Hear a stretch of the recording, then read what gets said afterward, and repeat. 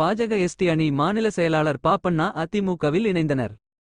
மாற்றுக் கட்சியிலிருந்து அனைத்திந்திய அண்ணா திராவிட முன்னேற்றக் கழகத்தில் 50க்கும் மேற்பட்டோர் இணைந்தனர்.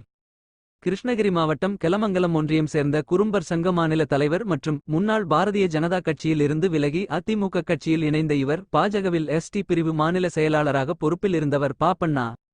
இவருடன் சேர்ந்து வெவ்வேறு கட்சிகளிலிருந்து 100க்கும் மேற்பட்டவர்கள் தற்போது கிருஷ்ணகிரி மாவட்ட அதிமுக கழக பொதுச் செயலாளர் எடப்பாடி பழனிசாமி மற்றும் துணை பொதுச் செயலாளர் கே.பி. முனுசாமி, மேற்கு மாவட்ட செயலாளர் பாலகிருஷ் ரெட்டி அவர்களின் முன்னிலையில் சேலத்தில் அதிமுகவில் இணைந்தனர். ஊராட்சி தலைவர்கள் இருதுகோட்டையை சேர்ந்த சதீஷ், கெலமங்கலம் ஒன்றியம் பத்தியப்பா, தாவரக்கரை ஊராட்சி.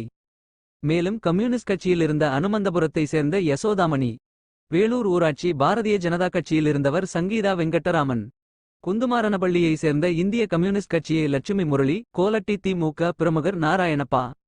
மேலும் 30-40 ஆண்டுகளாக இந்திய கம்யூனிஸ்ட் கட்சியில் உறுப்பினர்களாக இருந்த மாதேவப்பா, அழகேசன், தனுஷ் இவர்களுடன் சுமார் 80 பேருக்கும் மேலாக அதிமுகவில் எடப்பாடி பழனிசாமி முன்னிலையில் இணைந்தனர். இவர்களுடன் கே.பி. முனுசாமி, ஒசூர் பாலகிருஷ்ணா ரெட்டி உடன் இருந்து புதியதாக இணைந்த அனைவருக்கும் பொன்னாடை போர்த்தி வரவேற்றனர். மேலும் நொகனூர் அதிமுக கோவிந்தராஜ், தொழிலதிபர் ராமமூர்த்தி, ஜெயபால் உடன் இருந்தனர்.